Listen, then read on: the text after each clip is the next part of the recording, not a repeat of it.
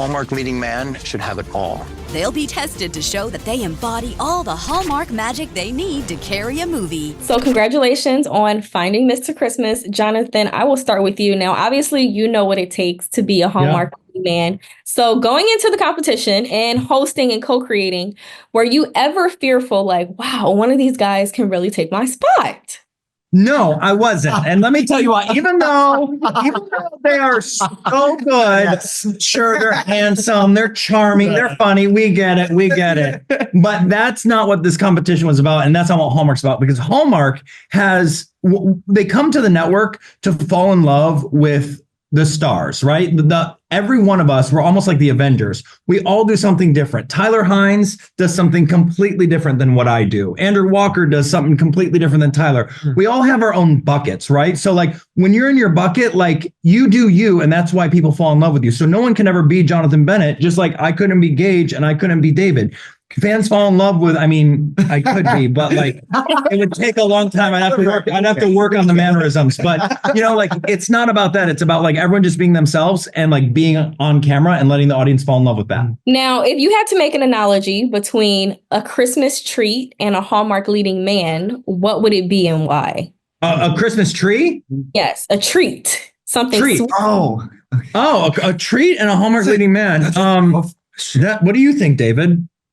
Oh, that is come on, really Gage, good any question. ideas? A treat for Christmas tree. A Christmas tree and a Hallmark leading man. What's the similarity? I'm gonna say it's gotta be a hearty treat. Yeah, it's gotta be hearty. It's gotta have some substance to it. It can't be just like all Air and sugar. puffy. It's also gotta be like Christmas. Like when you bite into it, you take Christmas. Like I want to say gingerbread cookie, but you can't say gingerbread. No, it's a gingerbread man. It's a gingerbread man. It's a gingerbread man. Nice. They're fun. They're cute. A unicorn. Yeah, and they're sometimes a little spicy. Yeah, got a little kick to it. Yeah. All right, now, David, what about Hallmark Christmas films specifically resonate with you? How do they pull on your heartstrings that made you participate in this?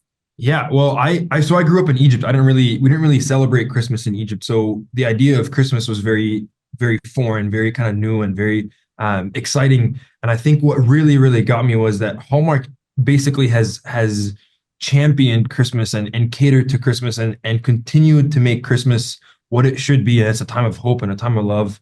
And so to me, like those two are very, very synonymous. And as someone who is kind of new to North America, who is an immigrant, like I don't really know too much about Christmas, and that's what Hallmark does. It like holds your hand and shows you, hey, like this is the beauty. This is how you do it. This is how we're like. This is how you do Christmas. By the way, we're like, and by the way, we're the best at it. Thanks. True. Now, engage for you. How would you say Jonathan guided you guys along the way? Oh my gosh! I mean, he was like a camel to water. You know, he brought everybody to where they needed to be and did it with pizzazz, confidence, and love. There was never a moment where I didn't feel supported in the house. I didn't feel that I was ever going to be in a gotcha moment in a competition. The way that he presented his leadership was just, I mean, it was inspirational, honestly. I mean, the way that we say that, you know, he may have replaced himself with some of us, you know, it definitely, the way that he led us and guided us, it made me want to be Jonathan Bennett. Oh, that's so sweet. His off-camera kindness is literally like, it is overwhelming. Like it is so real. And it like genuinely like so like guard dropping. You're like, wow, like this is genuine. Like he genuinely loves us and is looking out. He is the holiday treat. Good one, Dave. Thanks, buddy. Yeah, I mean, I ran around the house every 5 minutes being like, are you okay? Are you okay? What do you need? Are you okay? Everyone feel okay? I was like mama-juring everyone. Everyone safe? Okay, you feel fine? What do you need? Yeah. And for both of you, gentlemen, Gage and David, what would you say? How does it feel to be a part of this like inaugural class? Because this is foreign to Hallmark. Outside of Lacey Shabert's celebration, they haven't really branched into the unscripted world. And now they have unscripted, competition, and holiday all mixed into one. It was like, we didn't know what we were walking into until we were in it. And we were like, I kid you not, the number of times we all looked at each other, we're like, this is literally amazing. Like, this is unlike anything else in the world. It is truly something that it's unique, but it's also so impactful and so beautiful and so wonderful.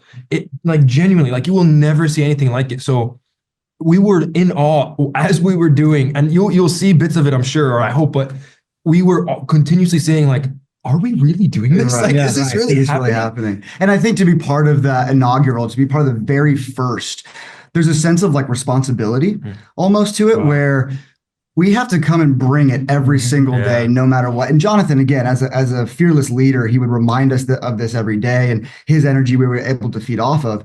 But again, you still had to wake up knowing that you're the first ones to do this. If you do it right, there could be many more to come, which hopefully when you guys watch this, it's a no-brainer to bring it back. Yeah. And so to have that responsibility kind of, it gave us more passion almost, right? It gave us a through line, and I couldn't be happier to have that. They're the best cast we could possibly have prayed. Like, I call them the miracle cast. Like, the fact that we got these 10 guys and they were so vulnerable and just courageous to come and do what they did. Like, when they started the show, they didn't know what it was because it was still a secret. We hadn't even said the title of the show or the fact of what the prize was. We were literally like, do you like Christmas movies? Yeah. Do you want to be in a Christmas movie?